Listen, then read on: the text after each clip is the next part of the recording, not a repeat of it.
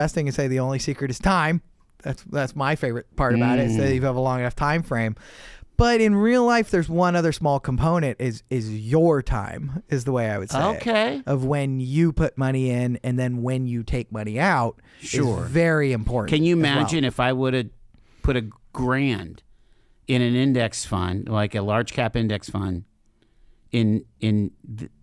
for graduation? Right. Like I took my graduation money instead of but doing whatever I did with it, which again I didn't get $1,000. That's always the funny thing, though. I mean, it's all of us end up with stories if we remember stuff. And of course, I work in the field, so I do remember things. But but the question I'd ask you is, but on that day, did you have $1,000? No. I think back then you gave people $5, $10 for their graduation. So there was no 1,000 to be had. I remember coming into my first college job. I did not, after college, like I didn't have any money. I'm starting in the field and you don't have any money. But I remember sitting in my office. I can picture this because this is the one that I won't remember and stuff I don't like. But I remember reading an article on some website that was talking about Mark Cuban, Cuban, the owner of the Mavericks and Quicken Loans and all, or whatever. Maybe not Quicken Loans. Not Quicken Loans. That's the other guy. That's the Cavs owner. Yeah. No, but he owns the Mavericks. He was on Shark Tank. He was being quoted in this article about this new technology and a way to handle money and this amazing thing that was being engineered. And but the problem was it cost $300 to get into it. It was Bitcoin.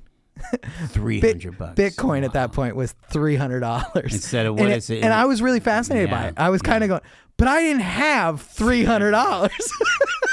Right. Wow. So can you imagine owning a full coin for $300? For $300. Yeah, that's right. Insane. And that's when Cuban was telling people you should really look at this.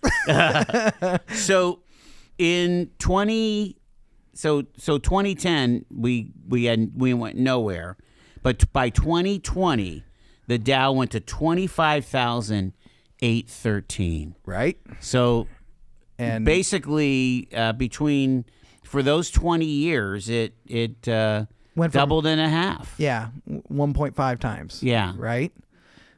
That's kind of wild just to look at it that way. Considering the 90s, it was almost 4 times. Yeah. People forget about the 90s. Okay, so here we are 6 years into the 2020s, and we're at Dow 50,000. Yeah, we're dancing around. So we're at another 2x. Right. So what I like about that too is to put things into perspective, of course, because I do deal with this a lot, is today, if the Dow moves 500 points, that's 1%. But back in 1980, if it moved 500 points, it would have been 60%. Yes, it's an absolute devastation. And everybody, we all struggle with that too when you see some of those numbers. And that's why I go, when you're watching stuff or reading stuff, make sure you put stuff into perspective too. And go, well, wait a second. 1,000-point swing is not the same thing as it was just 25 years ago. Right. It's 1/5 as bad as it was 25 years ago. So we hit that Dow 50,000. I think it ended up going like to 50 or something like that. Right. And they haven't touched it, now in 2 weeks. Yeah. Is that just like the normal ebb and flow of profit taking, or people start, when they say that they're souring, let's say on AI stocks. Yeah. Well, they're not buying them down by any kind of major factor because they have that FOMO. They don't want to miss out. Right, but that is a good, healthy way that I would argue the free market works, is that we tend to go through these pauses where people kind of analyze it, because you just brought up the AI stocks and stuff. Obviously, have done crazy in the last couple of years. Yeah, they're out of control. Almost. The question, you just said that. I go, right. The average person goes, this is out of control. So it's almost like the market's taking a breath and going, wait, are we wrong? Is it too expensive? Is it at the right spot? Well, my concern is that it's circular. It's not insider trading, but it is like, okay, it's Meta, where we're gonna buy Meta stock as they buy chips from NVIDIA and it's interdependent. and they're all interdependent. Yeah. And to me, that sounds very House of Cards-ish. Yeah, it should. So, but it's doing really good. But it's doing really so good. I don't want to miss out on it. Should you put all of your money in that area because that's the thing that's grown the most in the last 5 years? No, I would rather put it in. Sure, you want to make sure you have a position, right? But don't you want to like be in stuff that makes things like? That's one or that sells things. That's one area, but that's also been dangerous in the last 50 years because some of those companies go out of business, right? Right. I love this. It's what I'm most fired up about here just 2 months into the year is that for the last 15 months or so, something that good financial advisors have preached for the last 50 years has really been working the last 2 years. And what is that? Diversification. It's really simple. The Dow, the S&P is kind of flat to start the year. Yeah. But a good diversified portfolio is actually doing a little bit better because don't forget, there's international stuff out there. That's doing okay. Small company stocks, medium-sized, mid-caps, the other areas, how are they doing right now? They're doing everybody in our modern world. We're jumping on the popular thing and talking about AI and tech and that in periods in history. Go back to 2001 when we had a tech bubble burst. That's the trap people fell into is they got way overexposed to one area of the market. And at that time it was internet stocks. And so there are people that experienced a huge crash. They still call it a crash. When if you look at the history of the market, it was like a 11-month period, 12-month period, maybe, and everything was back. Right. Internet stocks, people crashed. Because they were Pets.com or Pets.com, World.com. Yeah. They're gone. WorldCom. That was one of the biggest bankruptcies ever, right? It's about being overexposed in one area. You can be excited and you can like a certain area of your portfolio, but realize that you're adding risk, especially when you see a graph that has shot up in a short amount of time. You better question it. And that's literally what the market's doing right now. All that background chatter is really about, hey, is this really expensive? It's been shooting up. Other areas are actually making money. The AI is not yet. It's a little forward looking, saying, hey, there's this new technology come. It's going to shift a lot of different sectors of the economy. It's going to be a valuable tool. We can make a ton of money on this. Yeah. Are we yet? That's in my opinion, that's what the market is asking right now. Like, hey, we've got the price way up, but are we actually making anything? Are we making any money? Yeah. And so it's a little pause. It could go either way. I don't know. I'm not guessing. I'm not advising on either side of that. But that's why you go through pauses in the market. We could pick any sector and talk about it that way and go, this is why it never moves in a straight line. Because it's really pricing itself in and people are analyzing what is it doing. And so with a sector like this, kind of like the internet stuff of there was winners and there was losers. That's the hard part about emerging areas. I remember, again, not to be picking individual companies, but remember everybody was sour on Amazon because they weren't making any money. Yeah. And then they started making all of the money. All of the money. Which is so wild, but he figured out the plan, Selling used textbooks to college kids. Right. Only the smartest college kids buy their used Amazon books. Yeah.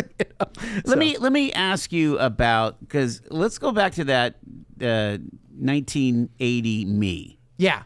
And that, $1,000. But honestly, if I would have put $10 a week away, right, just in a Dow index or a S&P index fund, right, because I would imagine the S&P would follow pretty much the same. We're having fun talking about the Dow. Yeah, because it's a big round number. Big numbers. Yeah, yeah. But I mean, talk about the idea of compounding interest and dollar cost averaging. These are very, very old concepts, but this still works, doesn't it? As a CFP, every conversation that I have eventually leads back to goals. Okay? Because the scary part about investing is that I'm going to put my money in here. Yeah, it's grown for the last 50 years. I think it's going to grow, hopefully, for the next time period, whatever that is. And if you're investing, it should be a long time period, because that's what history has shown us for the last 120 years in America. Is if you invest your money and left alone, it's going to grow. It's going to have ups and downs. The trap that we all kind of fall into is that you invest your money in 1980. It grows slowly for a little while. All of a sudden, it goes to a huge upswing in the 90s. And in 2001, there's a big pullback. And what the average person does is they get really scared. And we've all heard this. And they pull all the money out. And I go, why? Why would you pull all the money out? Do you need all of that money right now while the market's down? No. Do you need some money? Maybe. Right?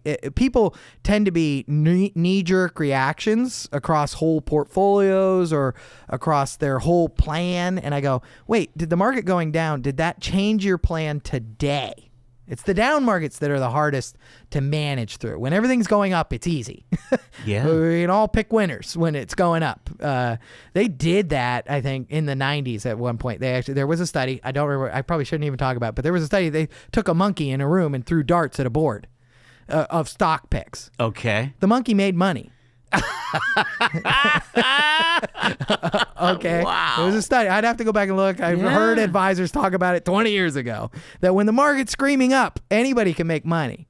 Yeah. But it's the management of when it's not working the way you expected, and keeping the goals in mind of why did I start putting money in 1980? Not because I wanted to retire in the year 2025. You put the money in there in 1980 so that you can live on it the rest of your life, which is a long time frame. You don't need all of it today, this date, when I retired. No, it still needs to be managed. It still needs, and that's how you smooth out those ups and downs as well, is then realizing when it becomes distribution phase, or because that's why it sounds really gross, but why do you invest money? You invest for a reward. Right. We want something back. But how fast you take that reward out, or what you do with it, is just as important as the investment picking, in my opinion. Let's two things here. Let's talk to the class of 2026, whether you're graduating from high school, graduating from college. Should you be thinking about investments? I mean, not. And I want to know, is there a difference for that young person to be thinking about retirement versus, actually kind of trying to make your money work for you a little bit better? Yeah, I have very smart young people come into the office every once in a while and ask for advice. I said that on purpose because I think they're very smart. Yes. Because the main thing they're trying to do is educate themselves. I've heard my parents, or I've heard somebody along the lines, I see stuff on the news that talks about investing. You read a book, Rich Dad, Poor Dad, right? Yeah. You should read A Millionaire Next Door. I like that one better. Millionaire Rich Dad, Poor Next Door, yeah. But it's about educating yourself. And then the next one, the hardest one, is when you're young, there's a million things going on in your life. And a million things pulling you in different directions. Maybe you're dating. Maybe you want to start a family. Maybe you want to do more school. Maybe you got to figure out how to buy a car for the first time in your life. If you think about a house, there's 1,000 things, family, friends. And nobody ever sits down. So most of the time you're just trying to get through the next month. I'm just trying to figure out how to have a budget. I'm just trying to figure out what's going to happen next year. I'm just trying to get a raise. I'm just trying to do this. And they never, most, don't ever think about long term. Right. And actually it's the same. I'm boring. A goal. It's hard to start investing money if you don't have a goal. If you don't say what my reward is, what am I trying to get to? If you don't do that, or write it down, or look at it and say, well, here's my reward, you won't ever get excited about it. And then it becomes a chore. I know I'm supposed to invest money. My dad told me I'm supposed to. Right. Right. So I have to open up an IRA, or I have to put money in my 401k. The old guy who I'm working with won't leave me alone, says I have to put money in here. It's a chore when it should be exciting, because you can figure out what my goal is. What's the reward on the investing? All right, let me throw out a reward. Let's say you're driving the beater, your mom's hand-me-down car. Mm-hmm. It's paid off. And so you don't have a car payment. You just got to make sure you get your or your oil changed and your brakes fixed and blah, blah, blah, blah, blah. But you want to get the cool car in 5 years. Mm-hmm. Could you use an investment strategy to make your money go faster than, hey, I'm just going to sock $300 a month or $500 a month into a cash account, It's dangerous to think that way. Okay. And you kind of separate it a little bit. Okay, on that reward a little bit too, because as I always say, investing is supposed to be a long-term proposition. Right. If you have a short-term proposition, it's higher risk, and so it's a slippery slope of taking money that I know I'm going to spend in the next couple of years and gambling with it, right? And that's where I go. This as is good news. Financial, good understanding. A good financial advisor would say, "Hold on, it's a bad habit to form with such a short-term thing." Could you do that if you separate it out? I go, the nice part about being financially balanced, have an emergency fund, making sure that I've got some insurance in place for the big things. I am putting some money into a retirement plan. I'm not carrying a ton of debt. Yeah. You're getting financially balanced. So could I take a little bit more risk in one area? Yeah, because if it doesn't work out, I'm still okay. I've done all the other things I've needed. But if that's the only thing you're doing, that you're saving money for the next car, and you're going to buy it in the next 5 years, and so you take all the extra money you have and you're not doing anything else you're supposed to be doing, and you're going to invest it and gamble it so I can get there, I go, well, no, you're compounding. You're forming a very bad habit, if you will. And so you're asking me a slippery slope question on like, could you make some money? I go, I don't like it, especially around cars. You don't try to invest money for a car unless you're... I remember specifically, and again, this is probably a terrible question for our financial planner, but I remember I had saved money for my son to get started in college, right? Yeah. And I'm like, the market had crashed. It was 2009. Mm-hmm. I mean, it was just like, and GE, for example, was like running around 14 or maybe it was even $7 a share. Yeah. And I'm like, got crushed. Well, this is ridiculous. There's no way GE is worth just $7 a share. This is back because it ended up going up to 40. Yeah. It's like, let's take Joel's money and put. I didn't do it because I'm too risk adverse. Yeah. But like, that's the kind of stuff that you're saying. Don't that could go really south on you. You're giving me a good example. Is you got to pull apart. It's why I like what I do. I work with individuals. Yeah. I don't give advice to thousands of people at the exact same time. Right. So you look at each individual scenario and say, is this acceptable with everything else that I'm doing? No, I mean generally you wouldn't take college savings and stick it in one stock. That's way too high a risk. Absolutely. But plenty of people save for their kids' education and invest the money. Because they look at it and go, hey, I got a 5-year-old. They don't need the money for 13 years. Yeah. How do we invest that wisely over that whole next decade? And you could ride the waves. Right. Not, hey, I've got this money and I want to throw it in Tesla stock, one stock. Right. But if you said, hey, for part of the money, I want to be very risky with it, and maybe I'll take a portion of it and buy some GE shares. Yeah. Because I know I'm still going to be okay because I've got everything else. The balance. Yes, I'm a diversifier. I'm a balancer on your whole picture. All right. I think good takeaway is, though, start early to think about, using that compounding. Not tomorrow. Today. Yeah. It is. It's kind of funny. It's kind of like right now, I know there's a lot of stuff going on in the world. People, it's just wild. I mean, I know when I'm not here, you're talking about everything else. Man, everybody's thinking about a lot of stinking stuff. Yeah. Right? It's been a really, really fun 3 years to be a financial advisor. Wow. All the stuff going on in the world, all the angst, all the everything. And you go, we're okay. Yeah, which is shocking to some people. That's why I'm saying it that way. We're still up. That's what's so wild. Yeah, right. We're still up. It's the beauty of our system. It's how it was founded. Talking about Thomas Jefferson and John Adams. Yeah. How do people get a hold of you? Hey, we're in downtown Erie, 814-836-5234 on 6th Street. Kingdom Financial Group. See you next month. Ben Reiter, a certified financial planner with Kingdom Financial Group, a practice of Ameriprise Financial. Thank you.